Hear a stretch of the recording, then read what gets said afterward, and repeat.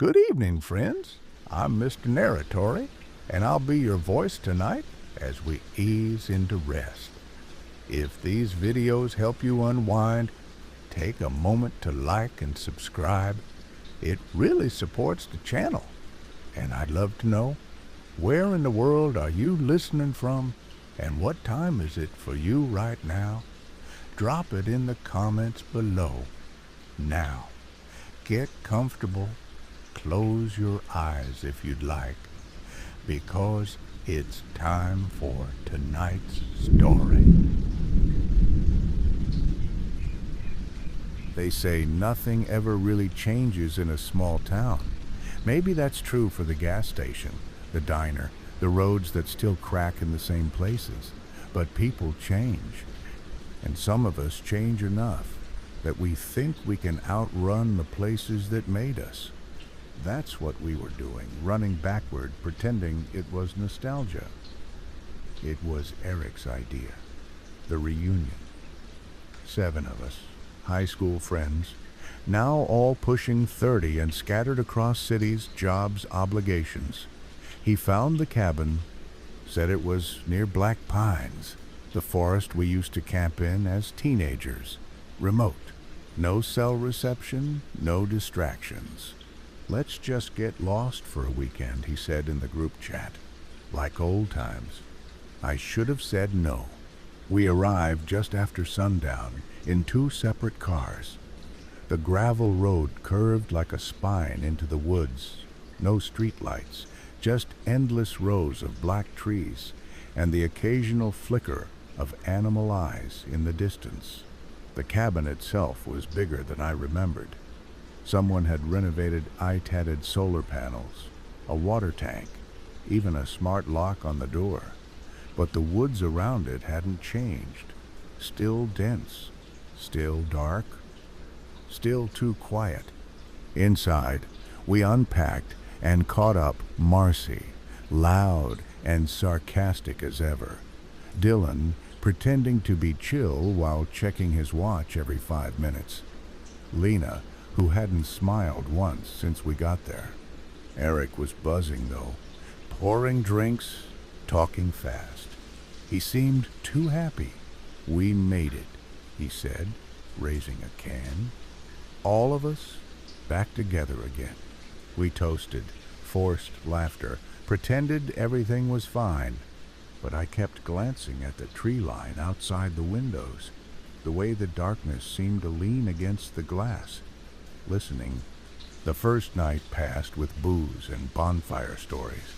We talked about the old days campouts, parties, the time Dylan broke his ankle climbing the water tower. We kept avoiding the one topic none of us had ever brought up again. The last time we were in Black Pines. Summer 2010. We came out here with another friend, Aaron. He never came back. We told the cops he wandered off, got lost. That was a lie. We all remembered what really happened, but we'd all agreed never talk about it again. Until Lena said suddenly, "Do you think Aaron would be proud of us?" Silence. Then Eric snapped too quickly, "Let's not start that." The fire cracked. The woods seemed to lean closer. No one said anything after that. The next morning, Marcy was gone. Her sleeping bag was still zipped. Her boots were missing. No sign of struggle. We thought she'd gone for a walk, maybe needed space. But her phone was still on the charger. Her coat still hung on the hook, and the front door was locked from the inside. We searched the woods until dusk, called her name until our voices cracked. Nothing. But just before we gave up, Lena found something half buried in the dirt. Marcy's boots, still warm, facing backward. That night, we didn't sleep. We sat in the living room, lights on. Every flashlight and kitchen knife we could find in a pile on the table. No one spoke for a long time. And then Dylan said what we were all thinking. She didn't leave. He looked at Eric. "Where did you find this cabin?" Eric didn't answer right away, just stared into his drink. Then he whispered, "I didn't find it. It found me." The lights flickered, and from outside, just beyond the edge of the porch light, I saw something. Marcy, standing barefoot in the trees. But when I stepped outside, she was gone. Only her voice remained laughing, softly, from somewhere deeper in the woods. Exactly the way she used to laugh in high school. Marcy's laugh followed us back inside. Faint, fluttering through the trees like wind, except it didn't move with the wind it cut against it. Too deliberate, too clear. Lena was the first to break the silence. "That's not her." She was pale. Her eyes locked on the tree line through the window, but not really seeing. Like something inside her had slipped sideways. "It's not her voice. It's just wearing it," Dylan scoffed, but it wasn't convincing. "You think something's out there playing recordings of her? What, like a bear with a boombox?" Eric didn't say a word. We tried to call for help, but of course there was no signal. The satellite Wi-Fi rigged to the solar panel blinked green for a second, then blacked out. I tried rebooting it manually. Nothing. That night, no one slept. We took shifts, though it didn't help. The shadows in the windows never moved. I caught Lena dozing in the corner once, but her eyes were still open, just staring. And just before sunrise, I heard the door handle jiggle, not shake, not rattle, just a soft, patient click. Once, then silence.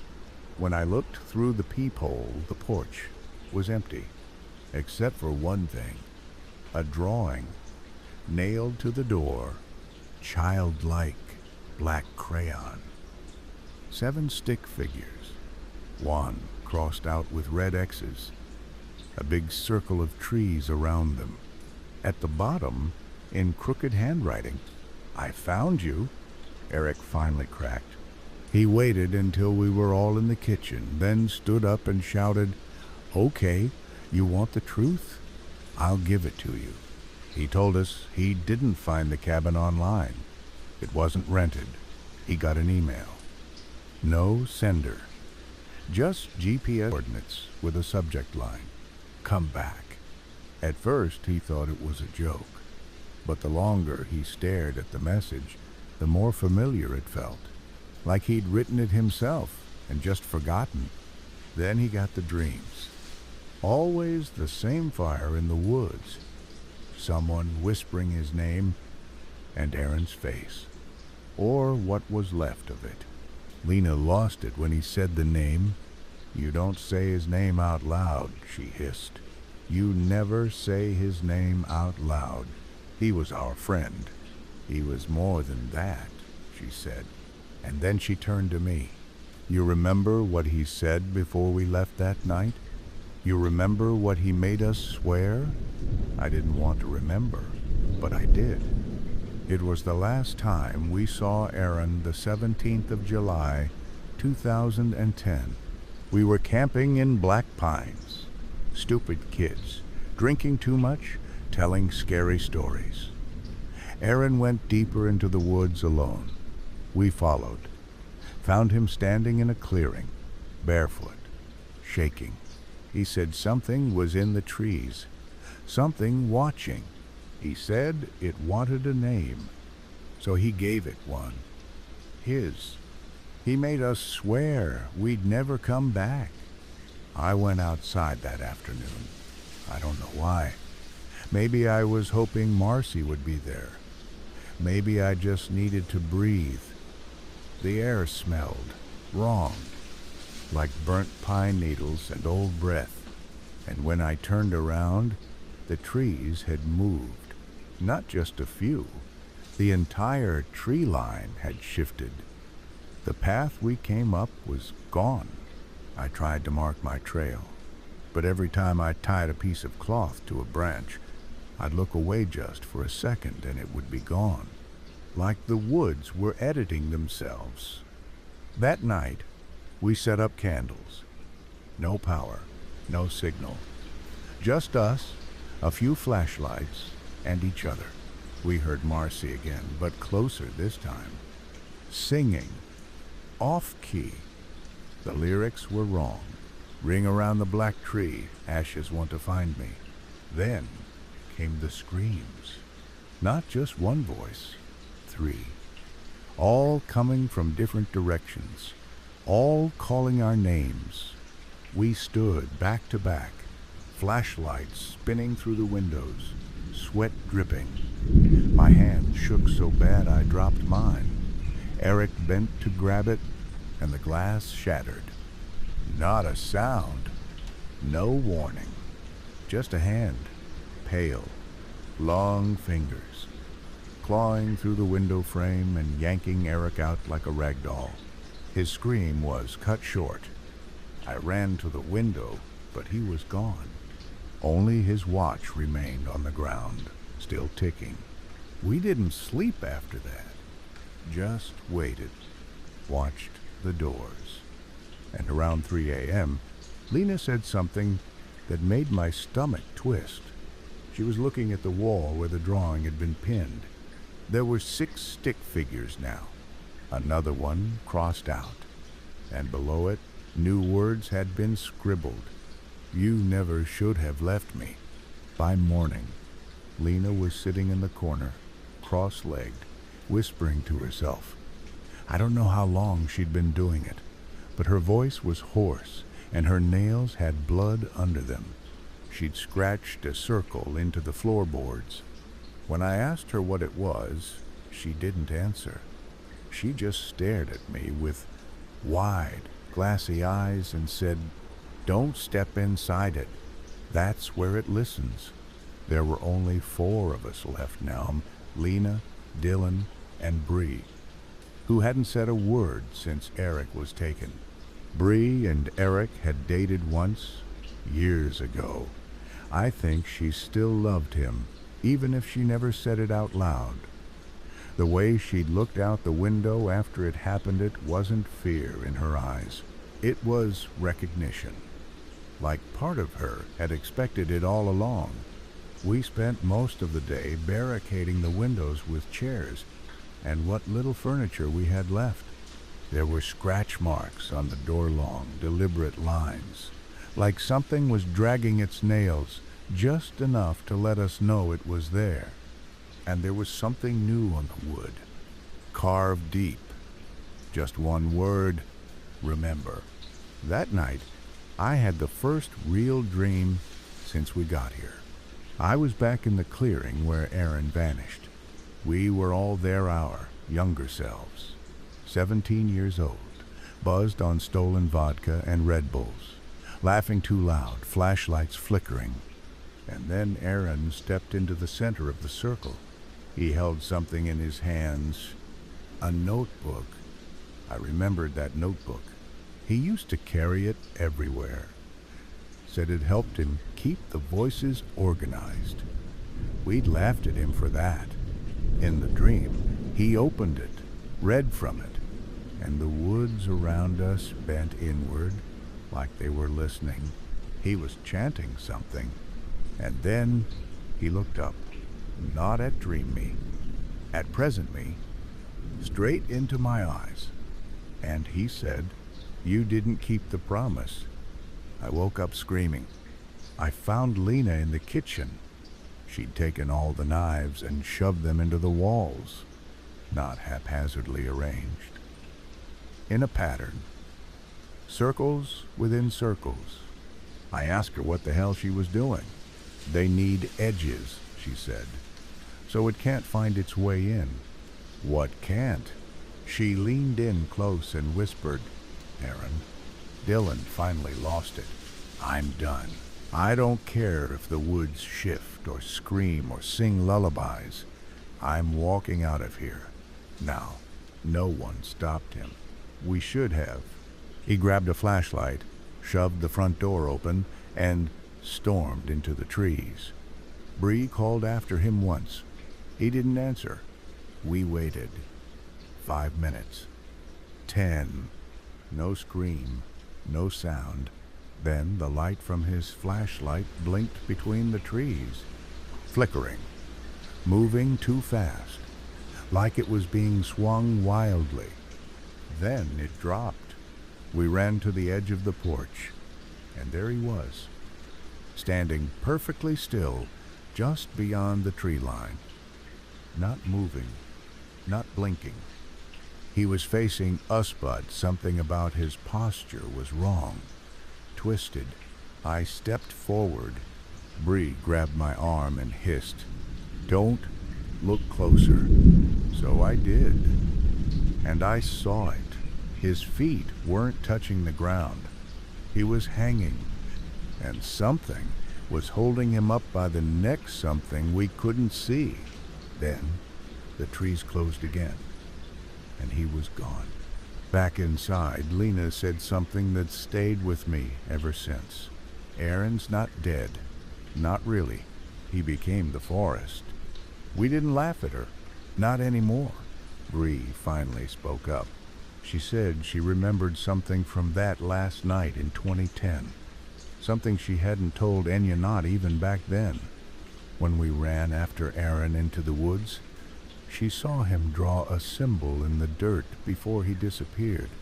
She showed it to us on the back of a napkin, 5 interlocked X's.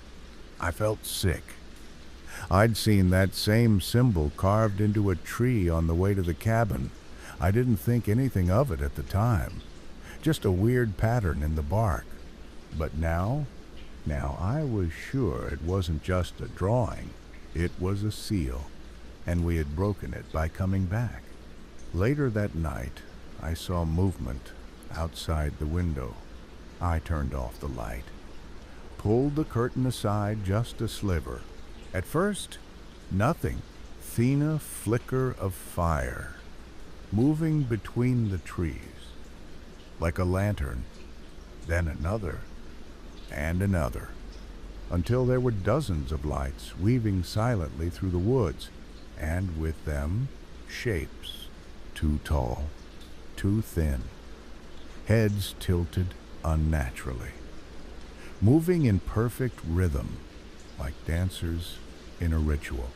And in the middle of them, Aaron, or what was left of him. His skin was cracked, like burnt wood. His mouth hung open in a silent scream, and he was holding the notebook, open, facing toward me. The firelights all stopped, turned to face the cabin, and from somewhere inside the trees, we heard a new voice. Not Marcy, not Eric, not Dylan. This voice was ancient, full of dirt and memory, and it whispered, "It's your turn." We didn't speak after we saw Aaron, not for a long time. Bree sat in the corner, knees to chest, whispering prayers I didn't recognize.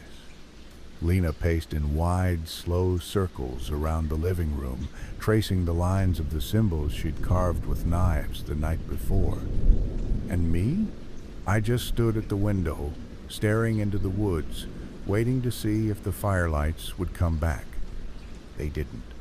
But the silence they left behind was somehow worse. By morning, we were all different, hollow, wired tight with panic but too numb to show it. Lena finally broke it when she whispered, "He's trying to finish what we stopped." She wouldn't explain, just repeated it, over and over. Bree asked her what she meant. Lena didn't look up, so I did something I hadn't done. Since we got here, I went upstairs. There was a tiny attic space above the second floor. Used to be storage when we were kids. I remembered sneaking up there once during a storm, hiding with Eric and Aaron and telling ghost stories while lightning lit the trees through a broken window. Now it was cold, damp, and smelled like rot. But more than that, it felt wrong. like something had been living in it.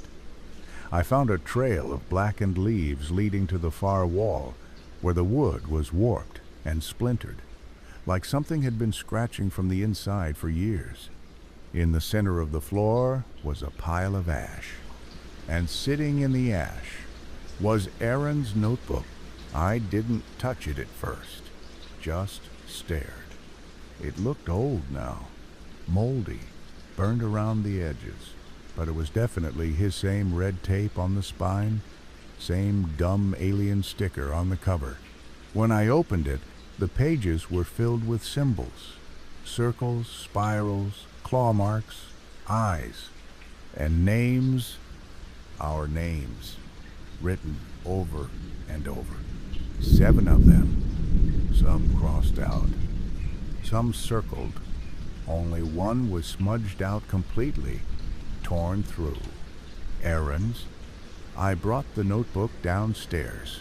Lena saw it and screamed. She backed into a corner and shouted, "You weren't supposed to touch it. He's bound to it. That's how he remembers." Bree looked at me. What the hell is she talking about? Lena was trembling, sweating. Her voice shook. The forest didn't take Aaron.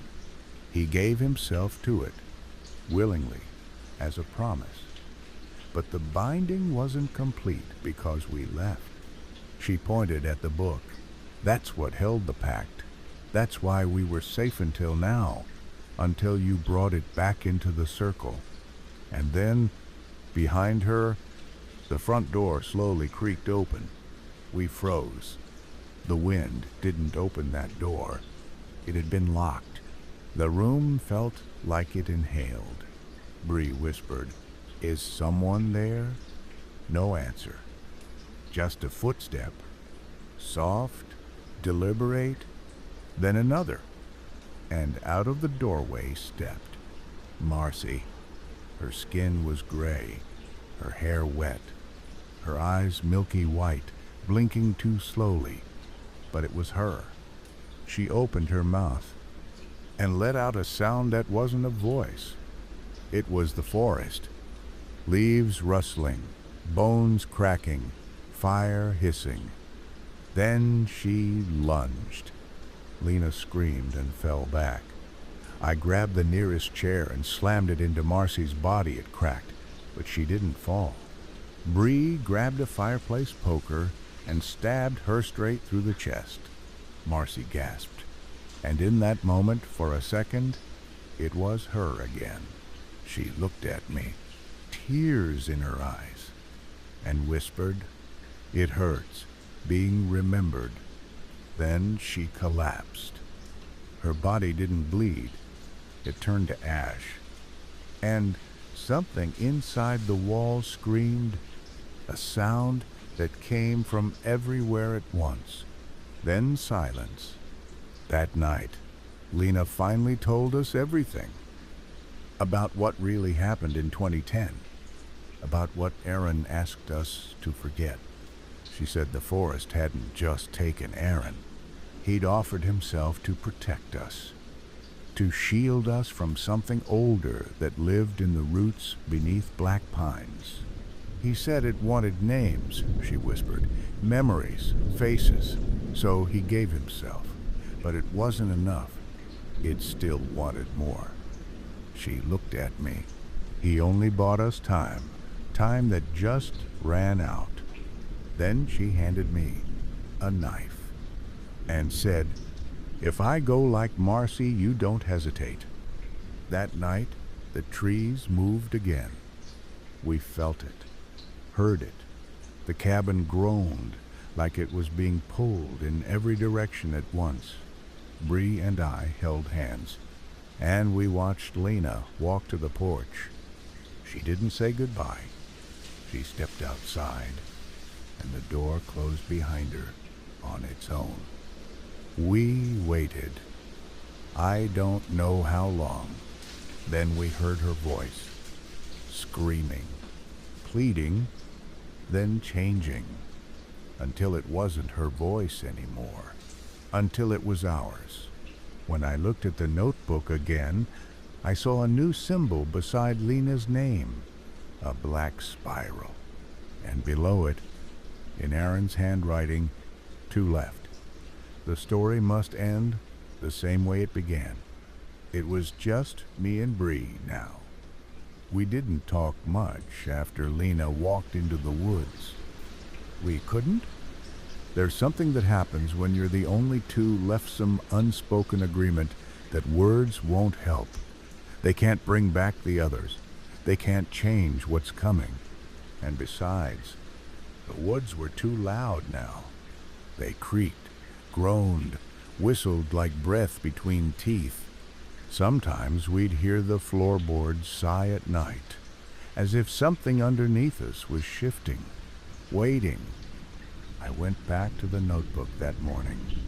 I couldn't stop staring at that last message. To left. The story must end the same way it began. It echoed in my head, and I realized something. This wasn't just a message. It was a map, a ritual. Aaron had been writing instructions. Every symbol, every name, every X, and circle it, was a pattern.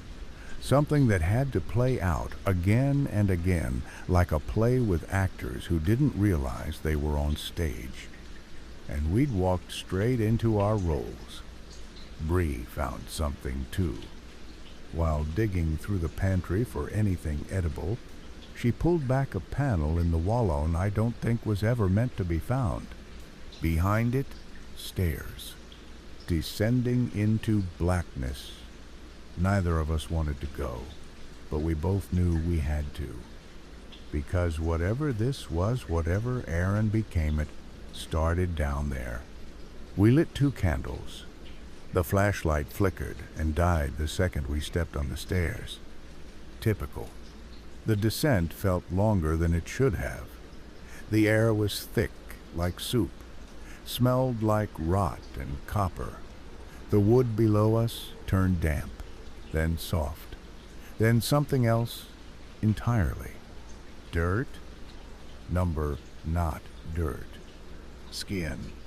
When we finally reached the bottom, the flame danced high enough for us to see where we were. A circular chamber, carved from root and stone. The walls were pulsing. Faint veins ran through them like tree bark turned inside out. And in the center of the chamber was a pit, not deep, but black. So black it looked like it drank the candlelight. Beside it sat a totem made of bones, branches, and stitched fabric. And at its base, Aaron's body. He was kneeling, hands folded, eyes gone, mouth sewn shut, but alive. I swear to God, he was breathing. Just barely. Bree froze. She whispered his name, and his head twitched toward her. Slow, mechanical, wrong. I reached for her, tried to pull her back, but she stepped toward him. "I'm sorry," she whispered. "We left you. We—" Aaron moved. Fast. His hand snapped up, grabbed Bree's wrist, and she screamed. Not from pain. From what he whispered when the stitches in his lips unraveled themselves. Only one may leave. The circle must be closed. I yanked her away, and we bolted back up the stairs, slamming the panel shut behind us. Neither of us said anything for a long time. Then Bree turned to me, tears streaking her face. "He's not even human anymore." I nodded. "He hasn't been for a long time." That night, we tried to stay awake. We failed. I slipped into sleep around 2 a.m., against my will, and I dreamed, but it wasn't a dream. I was walking through the woods, alone, naked, cold. The trees were wider than before, taller, like cathedrals. I came to the clearing, and there they were, All of them, Marcy, Dylan, Eric, Lena, all standing in a circle, facing outward, mouths sewn shut, eyes missing. Aaron stood in the middle, smiling. He reached into his chest intuit and pulled out something pulsing and red, held it toward me, then said, "The forest doesn't take. It remembers, and memory is hunger." I woke with blood on my hands. Not mine. Bree was gone. No signs of struggle. No note. Just a message scrawled on the window in ash. "You have to choose." I knew what it meant. The ritual was never about escape. It was about balance. One must stay. One may leave. And I was the last one left to decide. I could run. I could burn the cabin down. But I knew that wouldn't end it. Not unless the forest got what it wanted. And what it wanted was a name, a memory, a sacrifice. So I packed a bag, grabbed the notebook, and I walked back down into the hollow below. Back to Aaron. He was still kneeling, waiting, and as I approached, I spoke quiet, steady. "If this ends the circle, I'll stay." His head tilted, and for the first time, he smiled. A real smile, almost human. And then he whispered, "Good, because your name was the last one I needed." Aaron's breath rattled like dry leaves. I stood at the center of the hollow, barely breathing, staring at what was left of my friend, if he could even be called that anymore.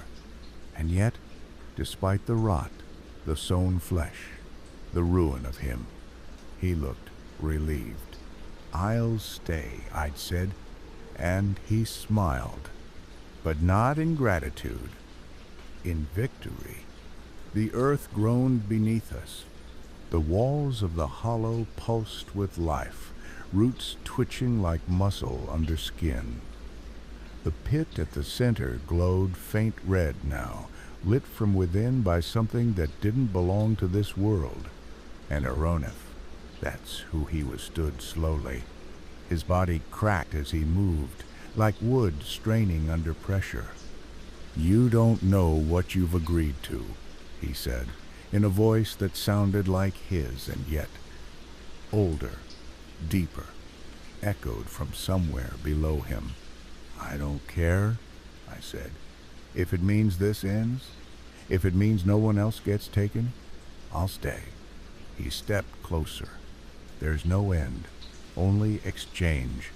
A name for a name, memory for memory, one to be buried, one to walk free." I swallowed. "Then let Bree go." Aaron tilted his head. "She already chose." That shattered something inside me. I tried to speak, failed. My hands clenched into fists. "What do you mean?" She went back into the woods, gave herself freely. I never had to ask. I stepped toward him. "You said one could leave. You said the circle needed balance. And it has it," he said. "You took her anyway." He stared at me, unblinking. "I didn't. The forest did. It doesn't follow your rules. Only mine. And now they're yours too." The ground split beneath me. Roots lashed out and grabbed my legs, dragging me forward. I screamed, clawed at the earth, but it pulled me straight to the edge of the pithode air rising from below, thick with the scent of fire and rot. Aaron knelt across from me, and in his hands appeared something I hadn't seen since I was a kid. The carved wooden totem. We'd made it during that first camping trip. Just some stupid, creepy art project Aaron insisted we do as a protection charm. We'd all signed our names on the bottom in marker. Now those names were burned into the wood, all of them crossed out, except one. Mine. Aaron pressed it into my hands. Do it, he said. I don't know what that means. You do. The voices started then. Not out loud, but inside. The memories, they poured into me like water into lungs. All of them. Eric's laughter, Marcy's sarcasm, Dylan's last words, Lena's scream, Bree's breath on my cheek the night we thought we might not survive. And deeper than that, Aaron's pain. What he saw that night, what he gave, the thing that crawled up through the roots and whispered in his ear. It didn't demand blood. It demanded remembrance. It wanted to be remembered. Through us. Through story. Through name. And Aaron had given it. That when he let it bury itself inside his mind. That's what the notebook was. That's what the totem was. Anchors. I can't. I whispered. You must, he said. Why me? Aaron leaned in, and this time his voice was only his. Because you're the only one who kept listening. I took the totem, held it over the pit, and I spoke my own name. Full. First, middle, last. Not a whisper, a scream. And the second the final syllable left my tongue, the totem caught fire in my hands. The pain was instant searing, but I didn't let go. I held on until it turned to ash, until I couldn't feel my fingers anymore, until the pit stopped glowing, until the forest went still. I woke up on the porch. Morning sunlight, birds chirping, the kind of quiet that used to mean safety.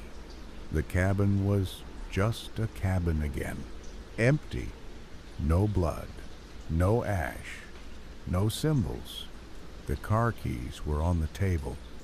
Bree's bag was gone. There was only me. I got in the car and drove. No trees shifting. No figures in the woods. No shadows following. Just road. For miles.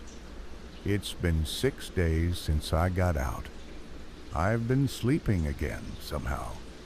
But the dreams aren't mine anymore. I see other people now. Strangers. Waking up in the middle of the night, sweating, reaching for notebooks beside their beds, drawing circles, writing names, listening to something that sounds soothing, something that starts every dream the same way. Good evening, friends. I'm Mr. Narratory, and I'll be your voice tonight. I kept telling myself I made it out, that it was over, that if I just kept moving, kept driving, kept breathing, kept forgetting, the forest would stay behind me. But I was wrong. Black pines didn't stay behind. It followed. It started small. A woman humming Aaron's lullaby on a train platform. A child drawing a stick figure with eyes scratched out and asking, "Do you know this man?" while pointing to no one, my reflection not moving when I did. At first, I thought it was trauma, residual hallucinations, the echo of too much fear. But then I started hearing the voice again, not from outside, from everywhere. From inside. Hello again, 6. You left the forest, but the forest never left you. I tried to fight it, burned the notebook, deleted every file, every message, every GPS tag that ever led to that place. But I forgot what Aaron tried to teach us. The forest isn't a place, it's a story. And stories don't die. They only change tellers. I started seeing them the others. Not their real bodies, the versions the forest had remembered. Marcy, standing outside a gas station in Oregon, barefoot in the snow, laughing without sound. Dylan, in the aisle of a bus, head tilted, mouthing words that didn't sync with the voice I heard in my head. Eric on a street corner, holding a lighter, flipping it open. Closed, open, closed. Eyes locked on mine. They didn't speak. They didn't blink. They were the forest now. Echoes, placed like seeds, waiting. I went to a sleep study facility, volunteered as a subject. I just wanted one dreamless night. One night where I wasn't pulled back into that pit beneath the cabin. But when they played the calming introduction for the session, I heard him. Good evening, friends. I'm Mr. Narratory, and I'll be your voice tonight. I ripped the headphones off, screamed, tried to explain. They called security. I ran. That night, I didn't sleep. And that was the first night I heard my own voice whispering back. I think I understand now what Aaron became, what he warned us about. It's not the forest that's alive. It's the story, a living memory, a parasite that wears your thoughts, lives in names, spreads through voice, through ritual, through attention. It doesn't want to kill you. It wants to be you, so that when others hear your name, it grows stronger. That's why Aaron gave himself, why I had to stay, and why it's not enough just to survive. I have to bury the story. I'm recording this now because I don't know how much longer I'll remember who I am. I've scratched my name out of every document I own, smeared it from every ID, every file, every tag. If I can forget my name before the voice finishes rewriting me, maybe it can't wear me. Maybe I won't become the next storyteller. But if you're hearing this, if you listened all the way to the end, it found you too. You brought the story with you. You let it in. With every second of audio, with every image, your brain filed away. With every word you repeated to yourself after the video stopped. So now I ask you, what's your name? Because soon the forest will ask.